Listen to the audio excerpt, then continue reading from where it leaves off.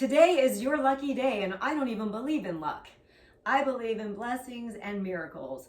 And so today I'm going to share with you one of the verses or one of the chapters in the Bible that has been a blessing and a miracle in my life, as well as this exercise that I'm going to show you for today. This exercise I also believe can be a blessing and a miracle to your life as it was to mine in changing muscle imbalances. So we're going to get right to Psalm 139. We're going to read 139, 1 through 18, and we're going to skip a little portion of it and continue with 23 through 24. Okay, so here we go. Psalm 139, a psalm of David. O Lord, you have searched me, and you know me. You know when I sit and when I rise. You perceive my thoughts from afar. You discern my going out and my lying down. You are familiar with all my ways. Before a word is on my tongue, you know it completely, O Lord. You hem me in, behind and before. You have laid your hand upon me. Such knowledge is too wonderful for me, too lofty for me to attain.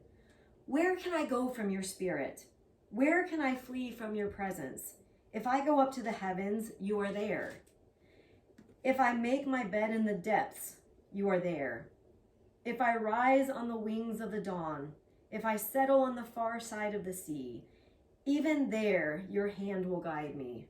Your right hand will hold me fast. If I say, surely the darkness will hide me, and the light become night around me, even the darkness will not be dark to you. The night will shine like the day, for darkness is as light to you. For you created my inmost being. You knit me together in my mother's womb. I praise you because I am fearfully and wonderfully made. Your works are wonderful. I know that full well. My frame was not hidden from you when I was made in the secret place, when I was woven together in the depths of the earth. Your eyes saw my unformed body. All the days ordained for me were written in your book before one of them came to be. Oh, how precious to me are your thoughts, O God. How vast is the sum of them. Were I to count them, they would outnumber the grains of sand. When I awake, I am still with you. Search me, O God, and know my heart. Test me and know my anxious thoughts. See if there is any offensive way in me, and lead me in the way everlasting. Now, this verse has meant so much to me in my life just because of my upbringing and the way that I have always seen myself through the years. I tell you my story not to talk badly about anybody in my life, but my life is just the way it was. I was abandoned by my earthly father at a very young age. I'm 2 or 3, I don't even remember him. And that left my mom to be a single mom, very hardworking single mom, but that meant she was working a lot, so I was a latchkey kid. My sister was much older than me, so I was pretty much an only child, and I was alone a lot. And having that abandonment from your father caused me to think low of myself, like I must not have been very loved. And being 5 feet tall, I've always felt rather invisible. So you see people with those pictures where they say what they were before Christ and who they are after Christ. My sign would say like invisible, or I had no identity before Christ. And after I met Jesus, my identity was made through Jesus.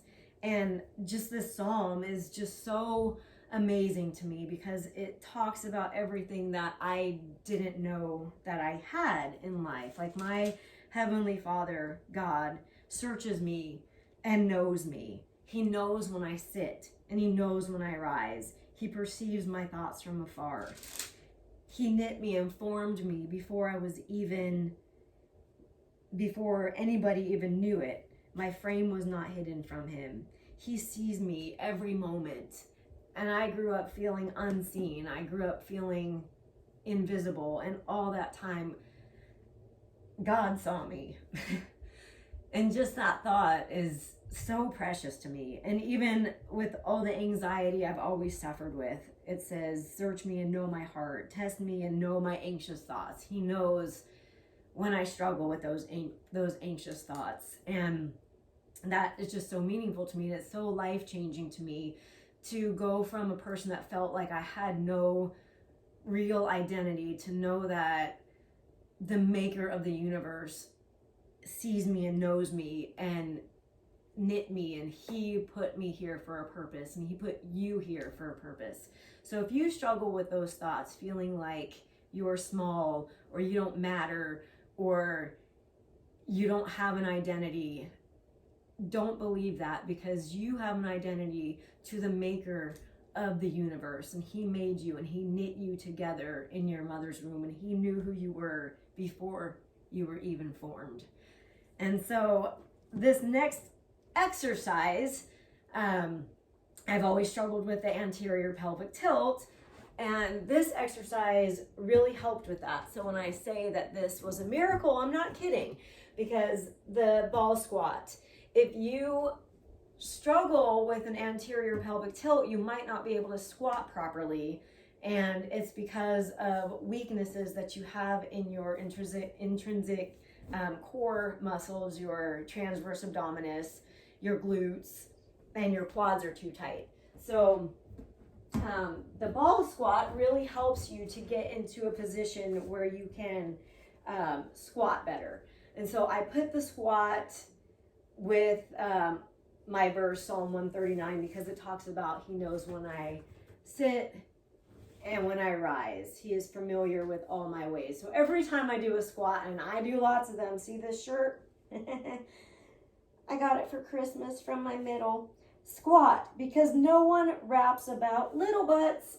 So yes, since I learned how to squat better, my butt has been growing. I've always had a rather flat butt, but it's getting better. So the ball squat really helps you to be able to sit back into that squat.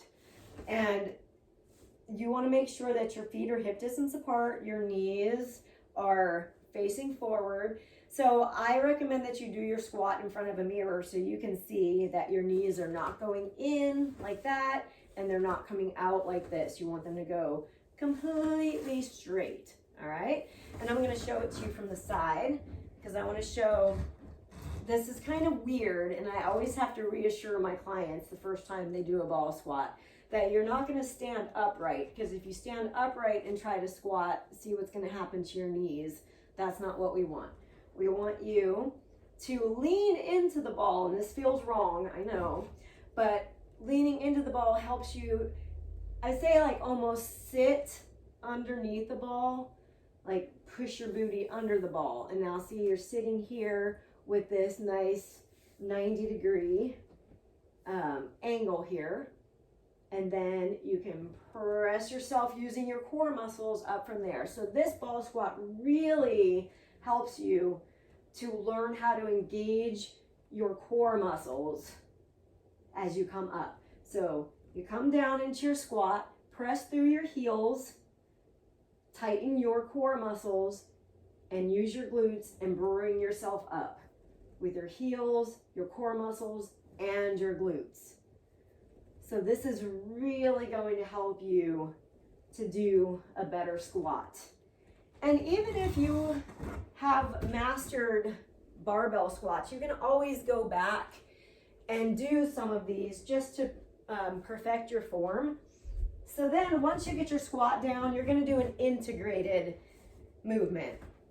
So you're going to use weights with this. Get yourself in position. You can start with small weights and work your way up.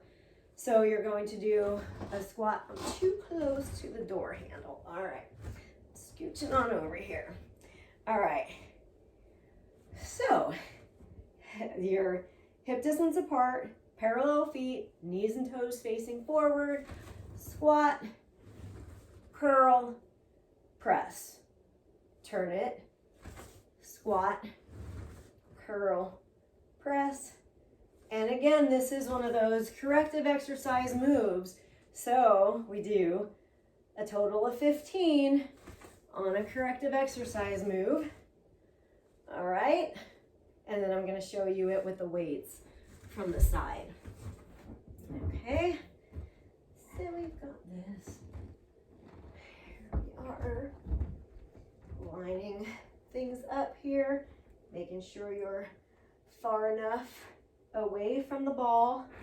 And we've got the squat. See, I can even come a little bit farther. And I wouldn't have known that if I wasn't watching myself. So I'm able to see myself and I'm able to adjust. I need to push my hips back more so that my booty is under the ball. Squat, curl, press, squat, curl, press, squat, curl, and press.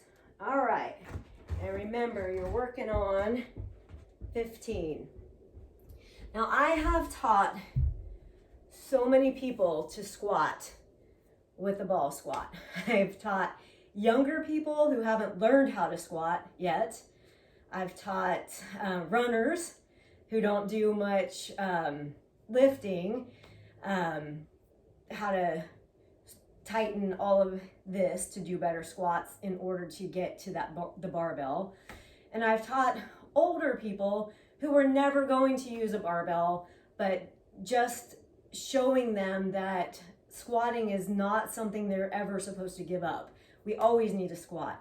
It's one of the most important movements that we need to do. We need to sit and stand. We need to sit on the toilet. We need to get back up. So squatting is always something you need to add.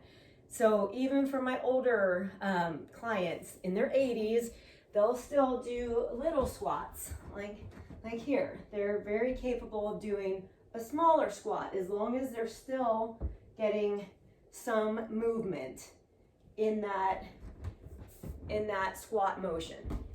So today you've learned one of my favorite moves and one of my favorite verses. And tomorrow we'll be back. No, tomorrow we won't be back because it's Sunday. I don't do fitness on Sunday. So I will see you on Monday for another weak muscle and another Bible verse. I'll see you soon. Thanks for joining me. Bye-bye.